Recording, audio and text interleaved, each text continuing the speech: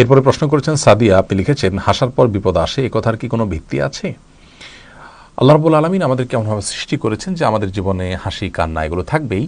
বিশেষ করে আমরা যখন কোনো আনন্দের উপলক্ষ পাবো তখন আমরা হাসবো। নবী করিম সাল্লাল্লাহু আলাইহি ওয়াসাল্লাম মুস্কি হেসেছেন, অতএব মুস্কি হাসাটা সুন্নাহ। কিন্তু অতিরিক্ত হাসাহাসি করাটা নিন্দনীয়।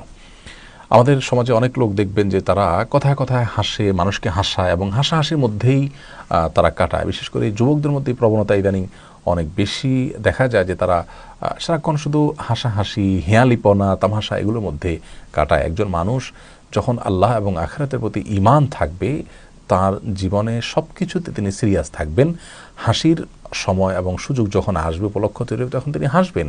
কিন্তু কথায় কথায় বা যেখানে সেখানে সারাক্ষণ শুধু হাসাহাসি করা, এটি একজন ঈমানদার বা আখিরাতে বিশ্বাসী মানুষের জন্য শোভনীয় নয়। যার সামনে জান্নাত বা জাহান্নাম দুটি যে কোনো একটি অপশনে তাকে অবশ্যই যেতে হবে, সেই বিষয়টি রয়েছে।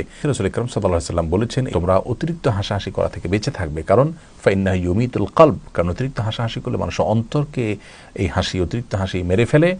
এজন্য অতিরিক্ত হাসাহাসি করা উচিত নয়। অন্তর যখন প্রাণবন্ত থাকে, প্রাণচাঞ্চল্য থাকে, তখন সে অন্তর দ্বারা ভালো মন্দ আমরা নিরূপণ করতে পারি, ভালো কাজের দিকে আমাদের আগ্রহ তৈরি হয়। আর যখন খুব বেশি হাসাহাসি করি, তখন আমাদের অন্তর মরে যায় এবং ভালো মন্দের প্রতি হিতাহিত যে জ্ঞান সেটি আমাদের কমে যায় এবং অন্তর অনেকটা নিষ্ক্রিয় হয়ে যায়। এটা খুবই ভয়াবহ একটি সাইন। এজন্য অতিরিক্ত হাসাহাসি করা থেকে আমাদের বেঁচে থাকা উচিত। কিন্তু তার মানে এই নয় যে আমরা কেউ হাসলেই তারপরে আমাদের কান্নার কোনো ঘটনা ঘটবে, কোনো বিপদ আসবে। কোনো কোনো মুরব্বীদের দেখা যায় যে তারা কারোর অতিরিক্ত হাসাহাসি এটা থামানোর জন্য, এই স্বভাব থেকে তাকে রক্ষা করবার জন্য বলেন যে তুমি বেশি হাসতেছো, তোমার একটা বিপদ আসতেছে।